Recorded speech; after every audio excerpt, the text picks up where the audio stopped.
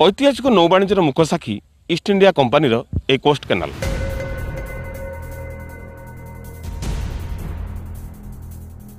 ऐतिहासिक coast canal दिने थिला नौवाणिज्यर स्वतंत्र परिचय।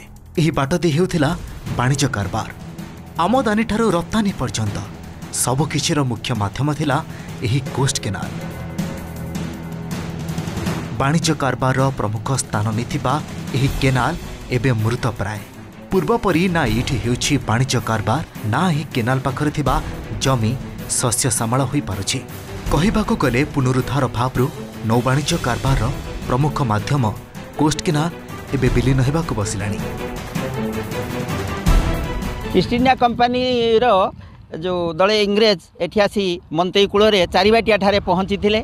एठी से वाणिज्य कोठी निर्माण करी एठारे रहुथिले एवं एठी से परिकल्पना करथिले कोस्ट केनाल परिकल्पना करथिले स्विस गेट तैयारी करथिले चारिबाटिया ठारे।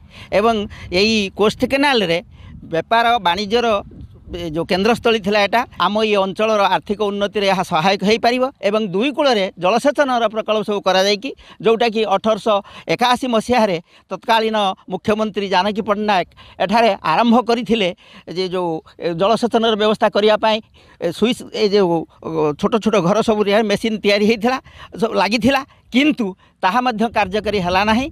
से तेणु ये अवहेलित होइकी ये अंचलवासी पड़िछंती। कोस्ट केनाल रो नौवाणिज्य कारबार सहित ओडिशार अनेक ऐतिह्य आज भी जड़ित हो रही। 1866 मसीहा नौक दुर्भिक्ष समय लोक खाद्य जोगाई देवा लक्ष्य यह केनाल खोल जाइथिबा सुनिबाकु मिले। सेतेबेले रास्ताघाटर सुविधा नथिबारु जलपथरे गमनागमन और वाणिज्य परिवहन पई कोस्ट केनाल रो भूमिका थिला बेस गुरुत्वपूर्ण। आगरू ए केनालटी वासुदेवपुर ब्लॉक चारिबाटिया ठारू बाहरी पश्चिमबंगर नसराबाद पर्यंत लंबी थिला। से समय केनाल रोसार 12 मीटर और उभय पार्श्व 14 मीटर जमी रही। एबे ताहा समुदाय 12 मीटर रे सीमित होबाक बसिछि। कोस्ट केनाल पाख पाख जमी अंचल मान जमी गुड़ा माने शस्य क्षेत्र माने भरी जाउथला सबुजिमा भरी जाउथला।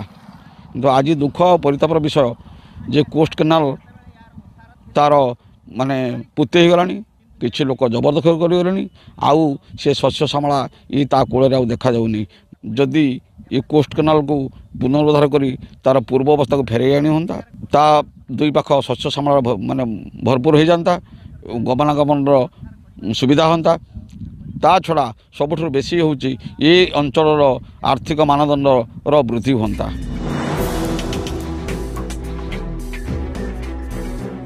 दिन थिला कोस्ट केनाल दे Paschimbang East India company steamer आसी चारिबाटिया स्टीमर स्टेशन लागुला। विगत दिन में यह केनाल ओडिशा नौवाणिज्यर मुक साक्षी रहिथिबा बेले रक्षणाबेक्षण अभावरु आज ताहा पुति हेबाक बसिछि। कोस्ट केनाल हमर नेविगेशन केनाल मान्यता पाइथला से मध्य करूथिला संचालन करथिला।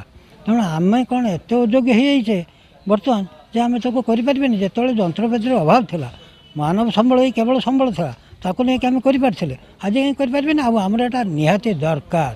कोस्ट केनाल हो मु जड़े इंजीनियर हिसाब से चाहे आउ जदि आमर यही माटीर रक्तपिता माटीर लोके स्वाधीनता आम देश स्वाधीनता हबरू निजे राज्य तैयारी करें कहीं हो ना बोली मु प्रश्न भी आपन कर। सुदीर्घ कोस्ट केनाल रे खाली गमनागमन हेउथिला ताहा नहीं। केनाल रो पाख चाष जमी जलसेचित मध्य हेउथिला।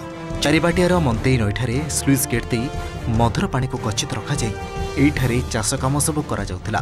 फल शस्य सामल भरी उठुला केनाल रो दुई कूल। हेले आज सही ऐतिहासिक कोस्ट केनाल पुति होई पड़ी। आज गमनागमन संपूर्ण बंद हो जाइथिबा बेले पुनरुद्धार हेबा कथा सुनिबाकु मिलुनी। तो दुखर कथा होची यहाँ जो गोटे गोटे जो आंतरिकता दरकार गोटे गोटे जन आंदोलन एपर्यंत हो पारि ना। एथिरे टूरिज्म कथा अच्छी नौवाणिज्य कथा अच्छी जोटा वाटरवेज आप नौवाणिज्य होती नौवाणिज्य तार कथा अच्छी ऐतिह्य कथा अच्छी। कोस्ट केनाल गोटे ऐतिह्य सब वर्ल्ड वाइड किंतु कौटी ना कौटी आम मानकर एत सचेतनता भितर से गोटे हजि जाइए।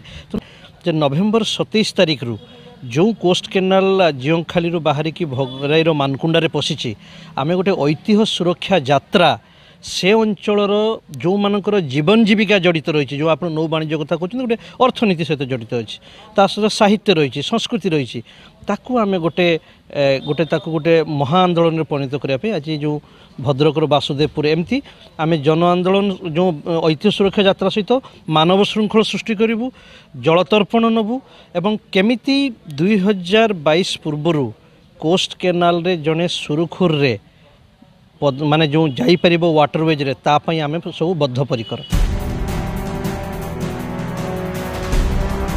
कोस्ट केनाल को पुनरुद्धार करागले बालेश्वर और भद्रक जिलार सामाजिक अर्थनैतिक अभिवृद्धि घटवा सहित पुणी वाणिज्य कारबार संभव हो पारंता एथिरे संदेह नहीं। दिन थिला जलपथरे पण्य कारबार पाई ए कोस्ट केनाल प्रमुख भूमिका निभाउतला हेले आज रक्षणाबेक्षण अभाव रे एक कीर्तिराजी हजिबाक बसिलाणी। वासुदेवपुर रेड दास ओटीवी।